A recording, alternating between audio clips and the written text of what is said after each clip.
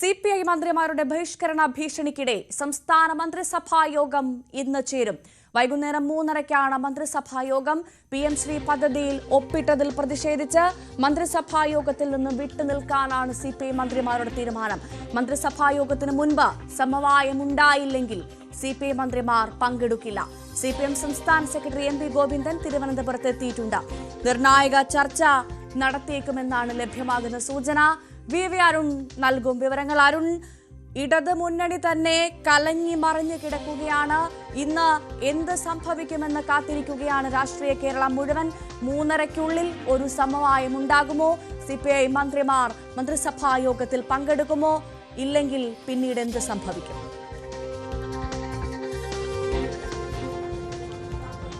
ഭവ്യ, സംസ്ഥാനത്തെ ഇടതുമുന്നണി രാഷ്ട്രീയത്തിനും അതുപോലെ തന്നെ രണ്ടാം പിണറായി മന്ത്രിസഭയ്ക്കും ഏറ്റവും നിർണായകമായ രാഷ്ട്രീയ മണിക്കൂറുകളാണ് ഇത് എന്ന് പറയേണ്ടി വരും. കാരണം ഇന്ന് രാവിലെ 10 മണിക്ക് നിശ്ചയിച്ചിരുന്ന മന്ത്രിസഭാ യോഗം വൈകിട്ട് 3:30-ലേക്ക് മാറ്റി. മാറ്റിയത് ഒരു സമവായത്തിനുള്ള വഴി കൂടി ഉണ്ട്, അതിനുള്ള സൂചന കൂടി നൽകിക്കൊണ്ടാണ് മുഖ്യമന്ത്രി മന്ത്രിസഭാ യോഗത്തിന്റെ സമയം മാറ്റിയത്.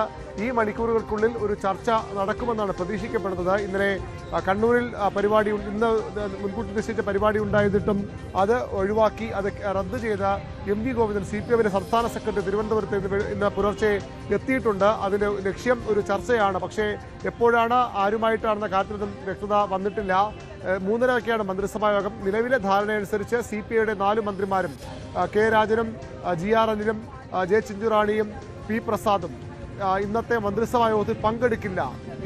ഈ ഒരു കൃത്യമായ സമവായ സാധ്യതകൾ തുറന്നില്ലെങ്കിൽ പങ്കെടുക്കേണ്ട എന്നാണ് കഴിഞ്ഞ സംസ്ഥാന എക്സിക്യൂട്ടീവ് യോഗം മന്ത്രിമാർക്ക് നൽകിയിട്ടുള്ള നിർദ്ദേശം. രാജി സന്നദ്ധ വരെ അറിയിച്ച മന്ത്രിമാരാണ് 4 പേരും.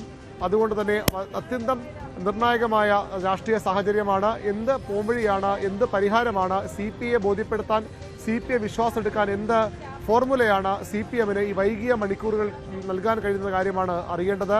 ഒരുപക്ഷെ ഇന്ന് തന്നെ ഇടതുമുന്നണി യോഗത്തിന്റെ തീയതിയുമൊക്കെ തീരുമാനിച്ചേക്കും. പക്ഷേ അങ്ങനെ വരുമ്പോഴും ഈ കരാറിൽ നിന്നുകൊണ്ട്, PMC കരാറിൽ നിന്നുകൊണ്ട് ഒരു തരത്തിലുള്ള ഒത്തുതീർപ്പിനും ഇല്ല എന്ന് തന്നെയാണ് CPI അർദ്ധശങ്കയ്ക്കിടയില്ലാതെ വ്യക്തമാക്കുന്നത്. ഒരു വഴി സർക്കാരിന് മുന്നിലുള്ളത് ഈ കരാറിൽ നിന്ന് പിന്മാറാനുള്ള സന്നദ്ധയോ അല്ലെങ്കിൽ ഇപ്പോൾ കരാറുമായി മുന്നോട്ട് പോകാൻ തയ്യാറല്ല എന്ന ഒരു അവരുടെ നിലപാടോ കേന്ദ്ര സർക്കാരിനെ അറിയിക്കണമെന്നുള്ളതാണ്. അതാണ് CPIയുടെ ആവശ്യം. അത്തരമൊരു ആവശ്യം CPMന്റെ ഭാഗത്തു നിന്ന് അതിന് അനുകൂല നിലപാടുണ്ടായാൽ, നടപടി ഉണ്ടായാൽ ഒരുപക്ഷേ ഇന്ന് മന്ത്രിസഭാ യോഗത്തിൽ CPI മന്ത്രിമാർ പങ്കെടുത്തേക്കും. ഈ പ്രശ്നപരിഹാരത്തിന് വഴി തുറക്കുകയും ചെയ്യും. പക്ഷെ അത്ര എളുപ്പമാണോ കാര്യങ്ങൾ?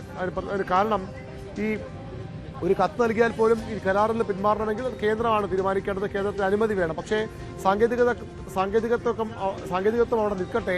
ഈ ഒരു കത്ത് നൽകുമ്പോൾ സ്വാഭാവികമായി CPIക്കും ഇപ്പോൾ നിലപാടിന് പിന്നോട്ട് പോകാൻ പറഞ്ഞു നിൽക്കാനൊരു കാരണമാകും. അല്ലാതെ അവർക്ക് എന്തെങ്കിലും ഉറപ്പിന്റെ പേരിൽ മാത്രം പിന്മാറാൻ CPIക്ക് കഴിയാത്തൊരു രാഷ്ട്രീയ സാഹചര്യം തന്നെയാണ് ഉള്ളത്. ഏതായാലും ഈ മണിക്കൂർ നടക്കാവുന്ന ചർച്ചകൾ വളരെ പ്രധാനമാണ്.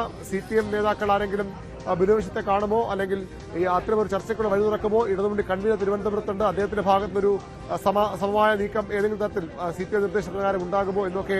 അതാണ് അരുൺ, ഇന്നത്തെ മന്ത്രിസഭാ യോഗത്തിൽ CPI മന്ത്രിമാർ പോകില്ല എന്നുള്ളത് കൊണ്ടാണല്ലോ വൈകുന്നേരത്തേക്ക് ഈ മന്ത്രിസഭാ യോഗം മാറ്റിയത്.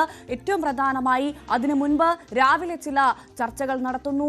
അനുനയ നീക്കത്തിനുള്ള സാധ്യതകൾ തേടുന്നുണ്ട് CPM. അത് എത്രമാത്രം വിജയിക്കാൻ സാധ്യതയുണ്ട് അരുൺ?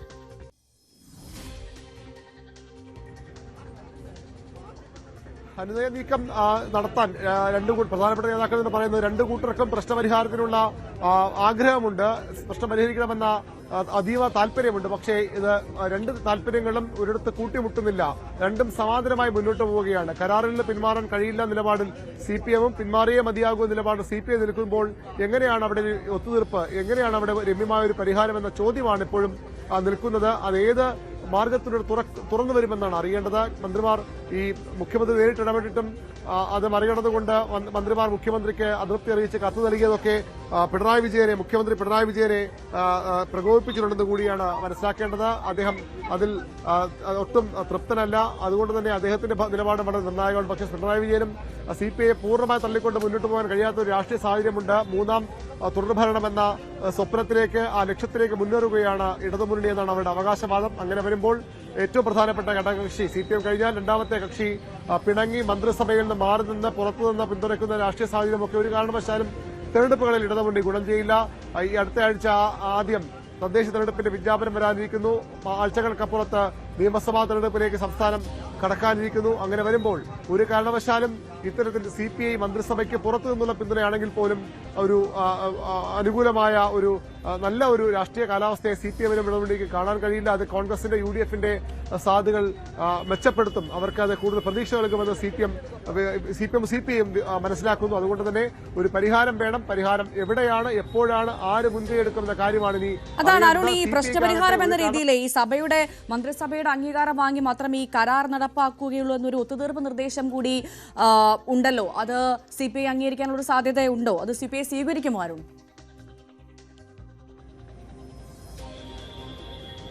അത്തരം ചില നിർദ്ദേശങ്ങളൊക്കെ മുഖ്യമന്ത്രിയും ഇന്നലെ CPI ജനറൽ സെക്രട്ടറി MAB നേരിട്ട് വിരോധിച്ചത് കണ്ടപ്പോഴും ഒക്കെ പറഞ്ഞതാണ്. പക്ഷേ അവിടെ പദ്ധതി ലാഗ് ചെയ്യിക്കാം, പരമാവധി ലാഗ് ചെയ്യിക്കാം, തിടുക്കപ്പെട്ടൊന്നും ചെയ്യില്ല, ഞങ്ങൾക്ക് ഇതിന് തിടുക്കവുമില്ല എന്നൊക്കെ CPM നേതാക്കളൊക്കെ പറയുന്നുണ്ട്. മുഖ്യമന്ത്രി മുന്നോട്ടിച്ച ഫോർമുലകളിലൊന്നും അതുതന്നെയായിരുന്നു.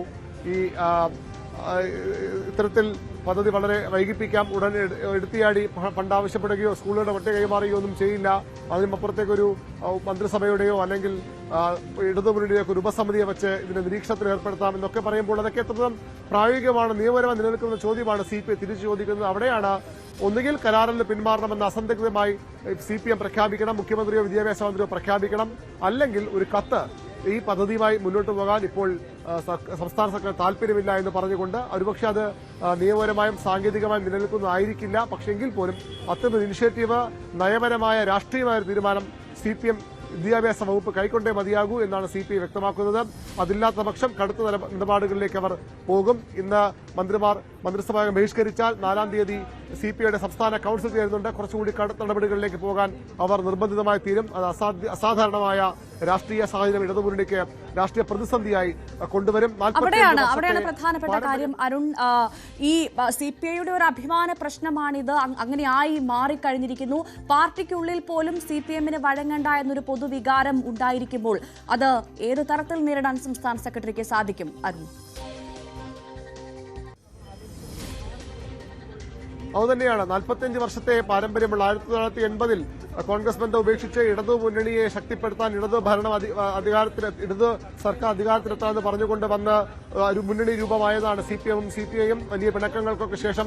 അതിനുശേഷം ഇതുവരെ പല പ്രശ്നങ്ങളുണ്ടായിരുന്നു, ഏറെയും കുറഞ്ഞും പ്രശ്നങ്ങളും തർക്കങ്ങളും ഉണ്ടായിരുന്നുവെങ്കിൽ പോലും അതൊക്കെ മാറ്റിവെച്ചുകൊണ്ട് ഒന്നിച്ചു പോകുന്ന മുന്നണി അത് വളരെ നിർണായകമായ ഒരു തെരഞ്ഞെടുപ്പ് വർഷത്തിൽ ഇത്തരത്തിൽ പിണങ്ങണമോ എന്ന ചോദ്യമാണ് അവർക്ക് മുന്നിലുള്ളത്. മുന്നണി വിട്ടുപോകുമെന്ന് CPI ഇപ്പോഴും പറയുന്നില്ല, അതിനവർ തയ്യാറുമല്ല. പക്ഷേ എങ്കിൽ പോലും ഈ മന്ത്രിസഭയിൽ നിന്ന് മന്ത്രിമാരെ പിൻവലിക്കുകയോ നിരന്തരം മന്ത്രിസഭയിൽ പങ്കെടുക്കാതെ മാറി നിൽക്കുകയോ ഒക്കെ ചെയ്യുന്ന സാഹചര്യം ഒട്ടും ഗുണം ചെയ്യില്ല എന്ന് അവർ തിരിച്ചറിയുന്നു. CPI സംസ്ഥാന കൌൺസിലാണ് ഇനിയൊരു തീരുമാനമെടുക്കണമെങ്കിൽ, അതായത് ഇപ്പോൾ TMC വിഷയത്തിൽ അത് CPIയുടെ നിലപാടിൽ പിന്നോട്ട് പോകണമെങ്കിൽ സംസ്ഥാന കൌൺസിലിന്റെ അംഗീകാരം വേണമെന്ന ഒരു നിബന്ധന മുന്നോട്ട് വച്ചത്. അത് തന്നെയാണ് ബിനോയ് ഉൾപ്പെടെയുള്ള നേതാക്കൾക്ക് ഏറ്റവും ബൈൻഡിംഗ് ആയ, ഏറ്റവും അവർക്ക് പിന്തുടരേണ്ട ഒരു തീരുമാനം. അതിനപ്പുറത്തേക്ക് കടക്കാൻ നേതൃത്വത്തിന് കഴിയില്ല. അവിടെയാണ് ഈ CPI നേതൃത്വം കുഴപ്പത്തിലായിരിക്കുന്നത്, അവർ പരിങ്ങലിലായിരിക്കുന്നത്. സംസ്ഥാന കൌൺസിൽ അനുമതി വേണം. സംസ്ഥാന കൌൺസിലിൽ മറ്റ് പല ബിനോയ് വിശ്വത്തിന്റെ താല്പര്യങ്ങളോ അല്ലെങ്കിൽ അദ്ദേഹത്തിന് നയിക്കുന്ന ഗ്രൂപ്പിന്റെ താല്പര്യങ്ങൾക്കോ അപ്പുറത്തേക്കുള്ള എതിർ ഗ്രൂപ്പുകാരുണ്ട്, എതിർ വികാരമുള്ളവരുണ്ട്. ബിനോയ് വിശ്വം മോശം സെക്രട്ടറി എന്ന ദുഷ്പേരുമായാണ് രണ്ടാം ടൈമിലേക്ക് പറയാൻ കഴിയുമെങ്കിൽ പോലും രണ്ടാമത് സെക്രട്ടറി ആകുന്നത്. ആലപ്പുഴ സമ്മേളനത്തിൽ ആദ്യമായി സമ്മേളനം നടക്കുന്ന ആദ്യ സെക്രട്ടറി മാറുന്നത് ബിനോയ് വിശ്വത്തിനും ചിലതൊക്കെ പാർട്ടി തെളിയിക്കേണ്ടതുണ്ട്. CPM-ന്റെ തൊഴുത്തിൽ AK-ന്റെ തൊഴുത്തിൽ CPI കെട്ടുന്നു എന്ന വിമർശനം കഴിഞ്ഞ കുറേ നാളുകളായി CPI നേതാക്കൾ കേൾക്കുന്നതാണ്. അങ്ങനെയല്ല, CPI സ്വന്തമായി നിലപാടുള്ള പാർട്ടിയാണ്, അസ്തിത്വമുള്ള പാർട്ടിയാണ്, ഇടതുമുള്ള തെറ്റുതിരുത്തൽ ശക്തിയാണ് എന്നൊക്കെ തെളിയിക്കാനുള്ള അവസരമായി ബിനോയ് വിശ്വം കണക്കുകൂട്ടുന്നുണ്ടാകാം. വളരെ കൃത്യമായി സംസ്ഥാന കൌൺസിൽ ഇത് ഏകോപിപ്പിക്കുന്നുമുണ്ട്. അതുകൊണ്ട് തന്നെ CPIക്ക് അത്ര പെട്ടെന്ന് നിലപാടിൽ പിന്നോട്ട് പോകാൻ കഴിയുമെന്ന് കരുതാനാകില്ല. ഭവ്യ, അതുമാത്രമല്ല അരുൺ, ഈ തദ്ദേശ തെരഞ്ഞെടുപ്പ് മുന്നിൽ നിൽക്കുമ്പോൾ മുന്നണിയെ പ്രതിക്കൂട്ടിലാക്കാൻ അല്ലെങ്കിൽ മുന്നണിയെ പ്രതിസന്ധിയിലാക്കാൻ സ്വാഭാവികമായും CPI-യും ആഗ്രഹിക്കുന്നുണ്ടാവില്ലല്ലോ. അപ്പോൾ അതുകൂടി മുന്നിൽ കണ്ടുള്ള ഒരു പ്രശ്ന പരിഹാരത്തിനുള്ള സാധ്യതയും തെളിയുന്നില്ലേ അരുൺ?